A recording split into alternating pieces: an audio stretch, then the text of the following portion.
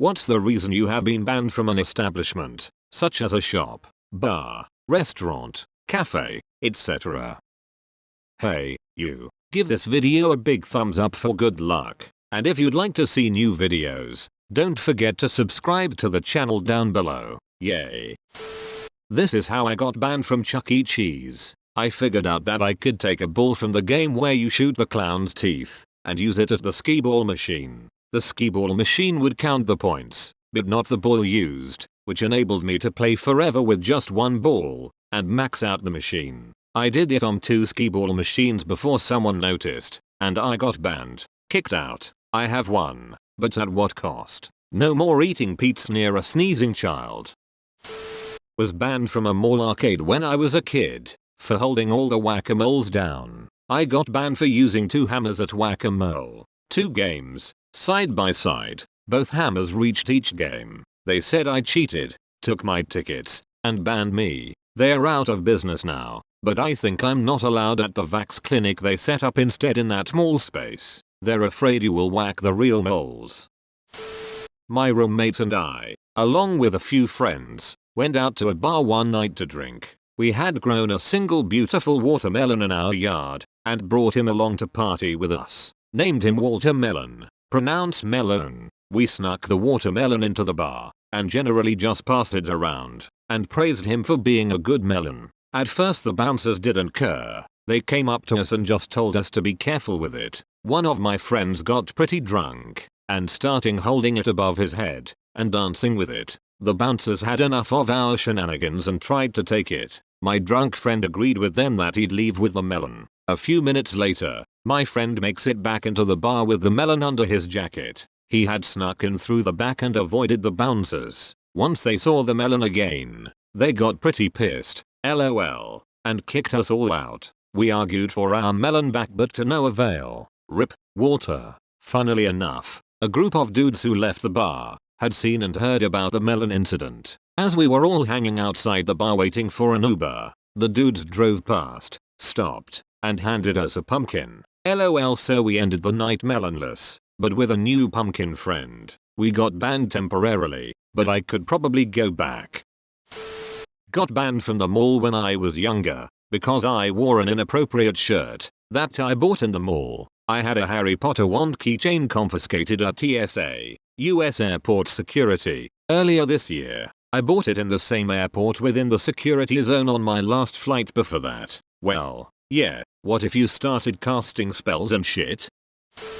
Got banned from a local Kmart about 25 years ago for figuring out that if you just slapped the handle on the old twist-turn candy dispensers that took a quarter, it would just give you free candy. Yeah, they call that stealing. Took my photo and everything. Edit. For the record, I did in fact know it was wrong, and don't dispute on a technicality it was stealing. It actually taught me a good lesson, honestly. Still though, I was just a kid, and being walked into the security office for my photo was terrific. We used to tell a story similar to this, as a buddy of mine was 12 and got caught stealing from Walmart. They gave him a life sentence to never go into another Walmart. About 5 years later, we finally got him to go into Walmart with us, and it was like he was behind enemy lines, nervous, always looking over his shoulder, like a Walmart cop is gonna come arrest him. It is still hilarious.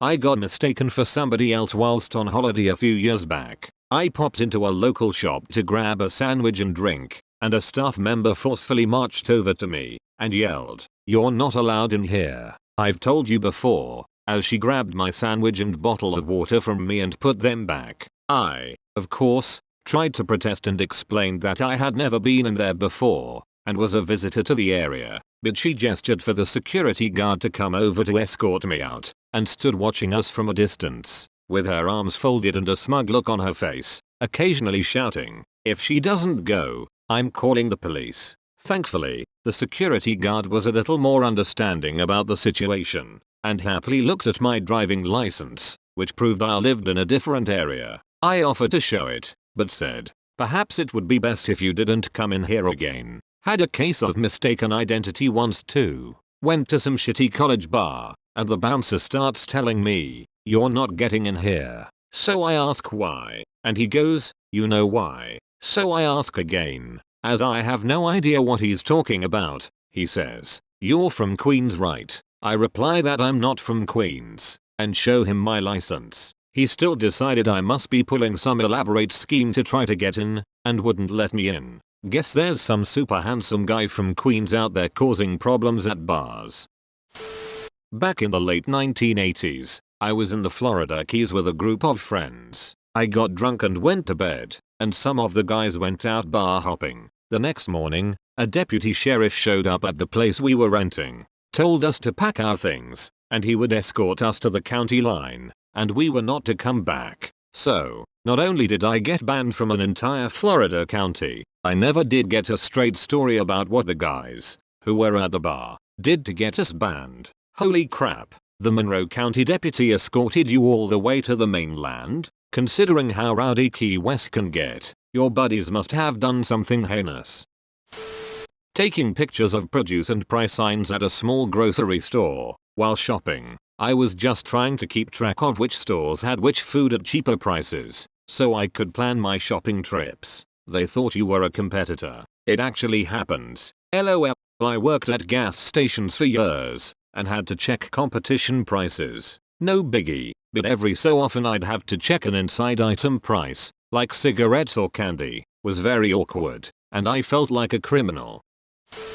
My family has been banned from a local Marco's Pizza for years because of my mom. She used to have some anger issues, and also really loves garlic butter. When the Marco's forgot to include a garlic butter with the order, she called and asked them to deliver the single cup of garlic butter to our house. The Marco's, reasonably, said they can't do that, but she could come get it. She stormed over there with our pizza, and proceeded to smear the whole thing on their windows and counters. Haven't had Marco's since.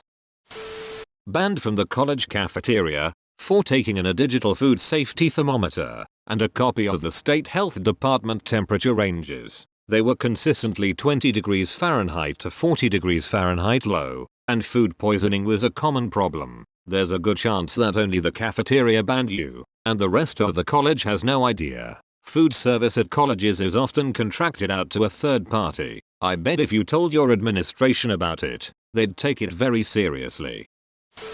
I got banned from Six Flags Great Adventure, New Jersey, several times in the early 90s. Back when I was in high school, season passes like $40 or something, making it a no-brainer to buy one if you intended to go at least twice. My friend and I went probably 5 to 7 days a week. Since we lived close by, we knew the park and its operations better than pretty much anyone who didn't work there, and eventually grew too comfortable with taking shortcuts through employee areas, trying to climb things we shouldn't, bothering other guests, and overall being a bunch of New Jersey teenagers, aka jerks. Thing is, the only IDs we had on us were our season passes, which we always assigned fake names, for no pre-planned reason. Summer of 1994 my pass said Oscar Schindler. We eventually got in so much trouble, they would take our passes and tell us we were banned for life. Well, another $40 at the front gate, and boom,